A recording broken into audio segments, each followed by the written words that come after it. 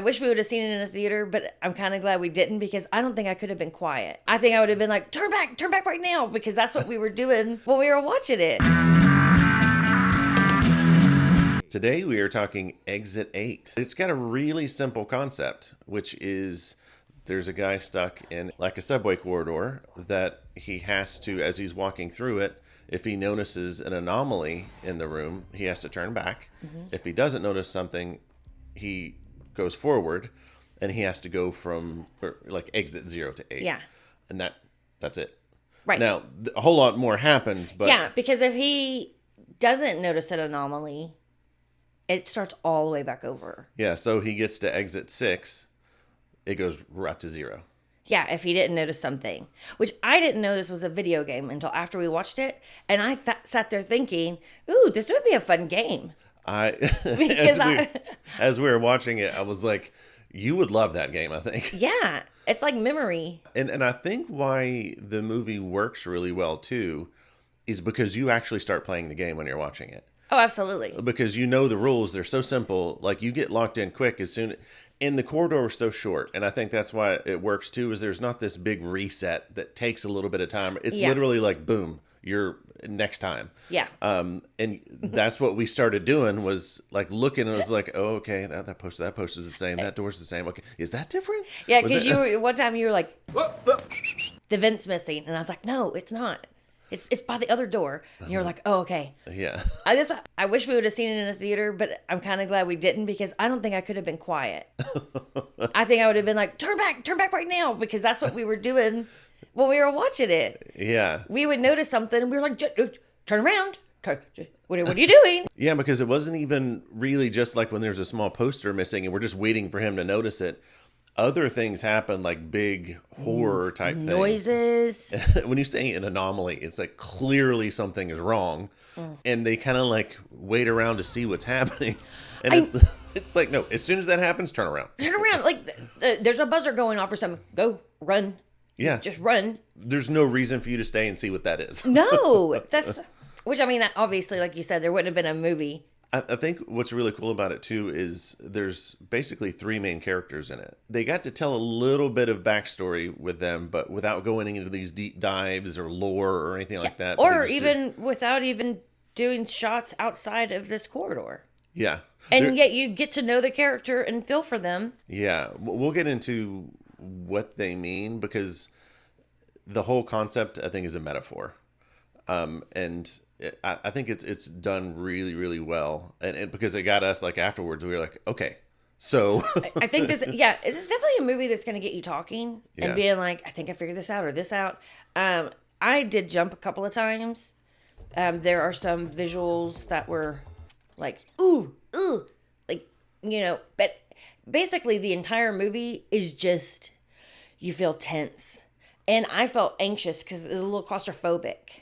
Yeah. There's no windows down there. There's nobody else. So it's just unnerving the whole time you're watching it. You're in the same small subway corridor the whole time. Yeah. So I was antsy. Yeah. And usually movies where they're counting up to something or counting down days or something like that. I get so annoyed. You get annoyed because you're waiting for that to happen. And this one, I don't think this one was that way. No, there was a couple of times where, they would get up to a higher number and then it would be back down. And I was like, oh my gosh, you got to be kidding me. Because I was also feeling for them.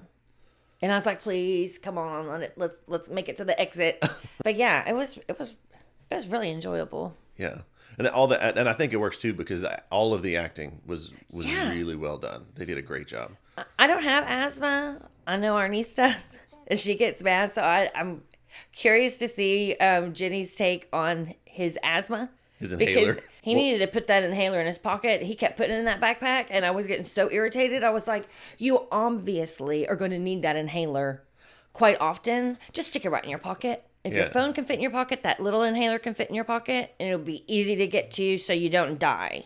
Okay, so what would you rate this one? I'd say it's matinee.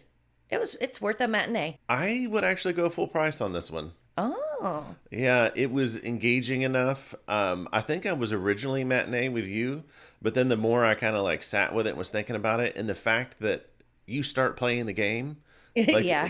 it kind of elevates it a little bit to me. It was like it was just really engaging and just really well done. If you want to check out Exit 8, it is currently streaming on Shudder. So go check it out. Spoilers? Yes.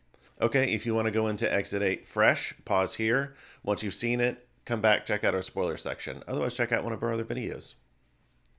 Okay, so if we want to talk about kind of what I think the metaphor is, the director saw the corridor as a kind of purgatory for people that have some guilt and like maybe have a decision they have to make. That's what that kind of deals with. So now we have the lost man, which is our main guy.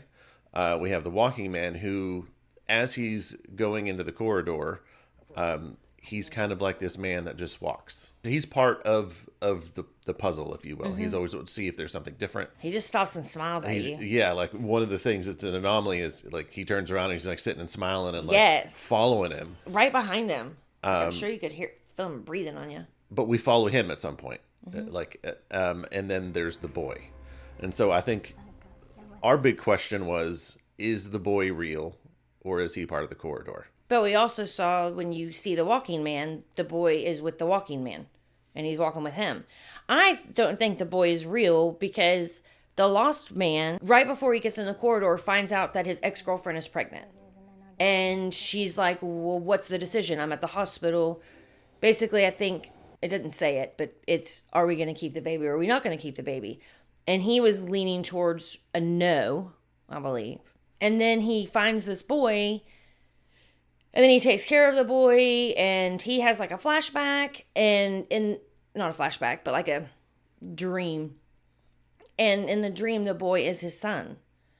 So I don't think the boy's real, because I think that boy was helping him make the decision to keep the baby. I agree, because we see the walking man gets to what he thinks is the end, and the boy's with him. And the boy, who's really good at noticing the anomalies, like right. he's like, oh no, something's wrong. He tries to tell him that something's wrong. And yeah, he's pulling on his hand, trying to stop him. Like the man just leaves him and then goes off. And then that's when we see now it looks like the man's just stuck in purgatory being the walking man. Right. And that's when the boy then finds the lost man. And the walking man made the comment, I was supposed to meet my son today. So very similar decisions between the two people. Yeah. And you don't know if like I was supposed to meet my son today, like his wife was having a baby that day, or if it's like a son that he hasn't had anything to do with and he was supposed to meet him for the first time today. So that's why I don't think the boy's real. But I think he's like a guide and a helper. And it's like, if you listen to the boy and follow his instincts, then you'll get out. And if you don't, then you're going to be stuck here.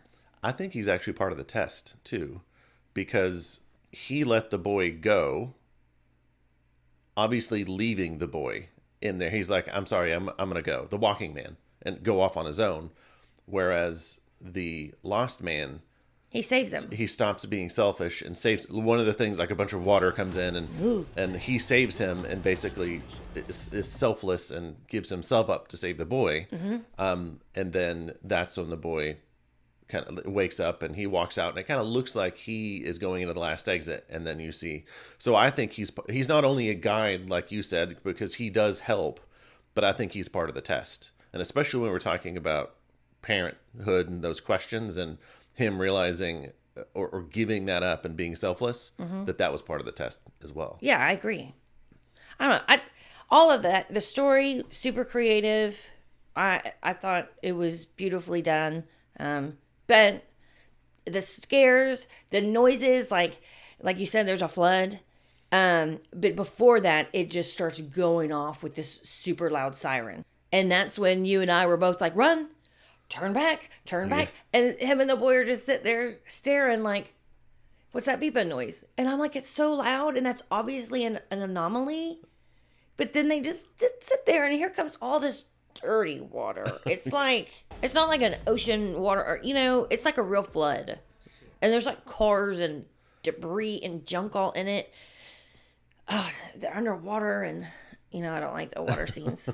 Yeah, that one got you, and the other one that was, we'll say, is like really horror, was which would be my dad's favorite. the lights go off, and then you just hear the scurrying, and like he has his flashlight, and there are these like bald skin Rats, like colored rats that have body parts on them, like an ear or a mouth, and then they start screaming like a baby.